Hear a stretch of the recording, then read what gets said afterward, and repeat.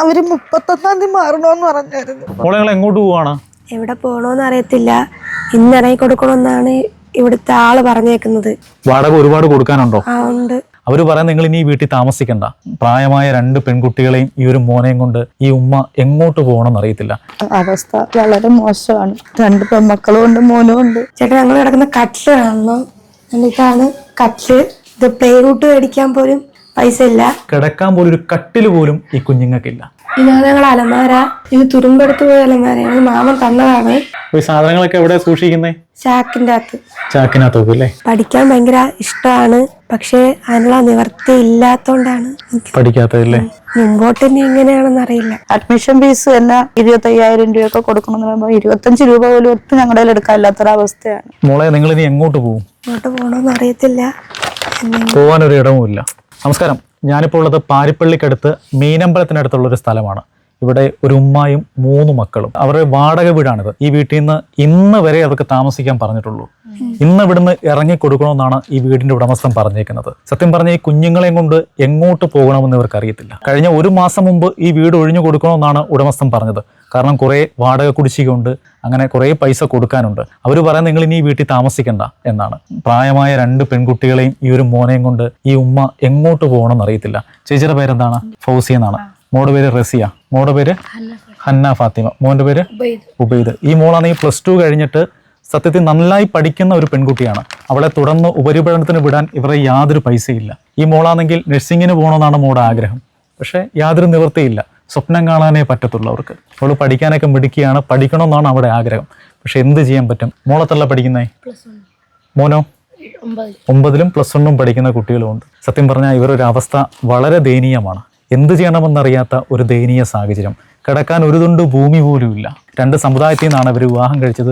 അതുകൊണ്ട് ചെറിയ കുടുംബ പ്രശ്നങ്ങളൊക്കെ ഉണ്ടായി തുറന്ന് റേഷൻ കാർഡ് പോലും ഇല്ലാത്തൊരവസ്ഥയാണ്. സത്യം പറഞ്ഞ ഈ കുഞ്ഞുങ്ങളെ കൈവിടല്ലേ. ഇവർക്ക് എന്തെങ്കിലും നമ്മളെ കൊണ്ട് പറ്റുന്ന എന്തെങ്കിലും ഒരു സഹായം ചെയ്താൽ അതൊരു വലിയൊരു പുണ്യമായി. ഈ മോക്ക് പഠനത്തിനാവശ്യമായ എന്തെങ്കിലും ഒരു സഹായം, ഒരു വാടക വീടിനെങ്കിലും ഉള്ളൊരു സഹായം ചെയ്തു കൊടുത്താൽ അവരെവിടെങ്കിലും ഈ കുഞ്ഞുങ്ങളെ കൊണ്ട് അന്തി ഉറങ്ങാൻ പറ്റും. മോളെ എങ്ങോട്ട് പോവാണ്?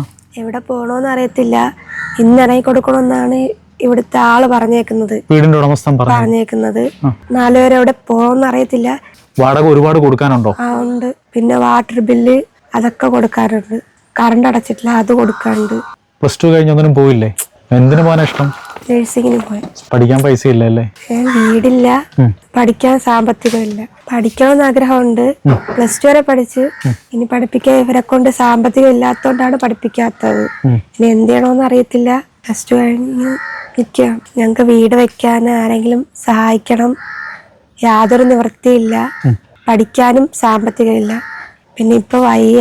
പിന്നെ BP ഒക്കെയാണ്. പിന്നെ ഇടയ്ക്കിടയ്ക്ക് വയ്യാതാവും. ടെൻഷനാണ്. ഈ വാടകക്കാരെ വിളിച്ചിട്ട് പൈസ കൊടുക്കാൻ പറയുമ്പം നിപ്പില് പൈസ കാണില്ല. ഞാൻ 2 ആഴ്ച ഇറങ്ങി പോയിട്ട് ഒരു ഹോട്ടലിൽ ജോലിക്ക് പോയാണ് എൻ്റെ കുഞ്ഞുങ്ങളെ ഞാൻ. അപ്പൊ ഇപ്പൊ സാമ്പത്തികം മോശമായതുകൊണ്ട് അവര് ഇന്നിപ്പോ ഇറങ്ങണമെന്ന് പറഞ്ഞു. ദയവേത് സഹായിക്കണമെന്ന് മാത്രം. പഠിക്കാൻ എടുക്കാനാണ് ട്യൂഷൻ പോലും പോവാൻ. എന്റെ മൂത്ത മോള് +2 85% മാർക്ക് മേടിച്ച് എന്നെ കൊണ്ട് മുമ്പോട്ട് പഠിപ്പിക്കാന്ന് പറഞ്ഞു.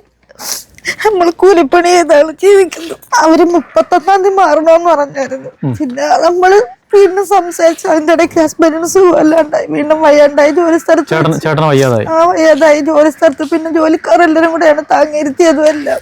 അപ്പൊ കൂടുതൽ ടെൻഷൻ അടിക്കാനൊന്നും പറ്റത്തില്ല. ആരും സഹായിക്കാനില്ല. നമ്മളിറങ്ങിപ്പോയി കഷ്ടപ്പെട്ട് തന്നെയാണ് നമ്മൾ ജീവിക്കുന്നത്. പിന്നെ സംസാരിച്ചപ്പോഴത്തേക്ക് പിന്നെ അവർ 5 ദിവസം കൂടെ സമയം തന്നു. ജോലിയെല്ലാം ഇപ്പൊ പൊതുവെ കുറവായതുകൊണ്ട് പുറത്തൊരു ഹോട്ടലിൽ ജോലിക്ക് പോയാണ് നമ്മൾ. എത്ര വർഷം കൊണ്ട് വാടകയ്ക്ക് താമസിക്കുമോ? വാടകയ്ക്ക് ഇപ്പൊ 15 വർഷത്തോളമായി. മോള് +1 ഇപ്പൊ 2 മാസമായി ക്ലാസ് തുടങ്ങിയിട്ട് തന്നെ. അവർക്ക് യൂണിഫോം പോലും മേടിക്കാൻ ഞങ്ങളെ കൊണ്ട് ഇതുവരെ പറ്റിയിട്ടില്ല. സ്കൂളിൽ നിന്ന് യൂണിഫോം കിട്ടത്തില്ലേ? യൂണിഫോമിന് പൈസ അടയ്ക്കണം. പൈസ അടയ്ക്കണം. എല്ലാം പഴയ ബാഗും ഒക്കെ കൊണ്ടാണ് അവരിപ്പോഴും പള്ളി കൊടുത്ത് പോകുന്നത്. എന്റെ മക്കളെ പഠിപ്പിക്കണം. സ്വന്തമായിട്ടൊരു വീടും വേണം. ഇപ്പൊ മക്കളെ കൊണ്ട് എനിക്ക് എങ്ങോട്ടും ഇറങ്ങി പോവാൻ പറ്റത്തില്ല. താൽക്കാലികമായിട്ട് എവിടെയെങ്കിലും ഒരു വാടകയ്ക്കെങ്കിലും ഹോട്ടൽ മാനേജ്മെന്റ് അതങ്ങനെ വിളിച്ചിട്ടുണ്ടായിരുന്നു. അങ്ങനെ ഓരോ രീതിക്ക് ഓരോ സ്ഥലത്തുനിന്നും വിളിച്ചിട്ടുണ്ടായിരുന്നു. എല്ലാം 80,000, 1 ലക്ഷവും 2 ലക്ഷവും രൂപയൊക്കെയാണ് ഫീസ്. അഡ്മിഷൻ ഫീസ് തന്നെ പിന്നെ 25,000 രൂപയൊക്കെ കൊടുക്കണമെന്ന് പറയുമ്പോൾ 25 രൂപ പോലും ഒട്ടും ഞങ്ങളുടെ എടുക്കാനില്ലാത്തൊരവസ്ഥയാണ്. ചേട്ടാ, ഞങ്ങൾ കിടക്കുന്ന കട്ടില് കാണണം. എന്നിട്ടാണ് കട്ടില്. ഇത് പ്ലേ റൂട്ട് മേടിക്കാൻ പോലും പൈസ ഇല്ല. മോളെ നിങ്ങൾ എങ്ങനെ ഇവിടെ കിടക്കും? നടുവേദന ഇടയ്ക്കൂടെ കിടക്കുമ്പോ എന്നാലും തറയിൽ കിടക്കാൻ ബുദ്ധിമുട്ടായതുകൊണ്ടാണ് തടയുന്നത്. ഞങ്ങൾ 3 പേര് ഈ കട്ടിലെല്ലാം കിടക്കുന്നത്. ഞങ്ങള് 3 പേര് കട്ടിൽ കിടക്കുന്നു. ആണല്ലേ? ഒരാളിങ്ങനെ കിടക്കും, ഒരാൾ ഇങ്ങനെയും കിടക്കും, ഒരാൾ ഇങ്ങനെ കിടക്കും. ക്രോസ് കിടക്കൂല. എനിക്കൊന്ന് മെത്ത ഉണ്ടായോണ്ട് നിങ്ങൾ താഴെ വീഴുന്നില്ല. 3 കുഞ്ഞുങ്ങൾ കിടക്കുന്ന ഒരു കട്ടിൽ കണ്ടില്ലേ? ആലോചിക്കുക, നമ്മുടെയൊക്കെ വീട്ടിലൊക്കെ എന്ത് സുഖത്തോടെയാണ് നമ്മൾ കിടക്കുന്നത്. ഈ കുഞ്ഞുങ്ങൾ കിടക്കാൻ പോലും ഒരു കട്ടിൽ പോലും ഈ കുഞ്ഞുങ്ങൾക്കില്ല. എത്ര ദയനീയമായ ഒരു സാഹചര്യമാണ്. ഈ താഴെ വീണ്ടുണ്ടോ നിങ്ങൾ? വല്ലാത്ത അവസ്ഥയാണല്ലേ. നമ്മൾ കൂട്ടുകാരികൾക്കൊക്കെ അറിയാമോ നമ്മുടെ സാഹചര്യമൊക്കെ? അറിയാല്ലേ? അവരൊക്കെ ഡ്രസ്സൊക്കെ കൊണ്ടുവരും, പഴയ ഡ്രസ്സൊക്കെ അവർ തരുമല്ലേ? നമ്മളെ വിഷമിക്കൊന്നും വേണ്ട കേട്ടോ. എന്തെങ്കിലും വഴി ദൈവം ഒപ്പിച്ച് തരും നമുക്ക്. ഇത് കാണുന്ന ഒരുപാട് നല്ല മനുഷ്യരുണ്ട്.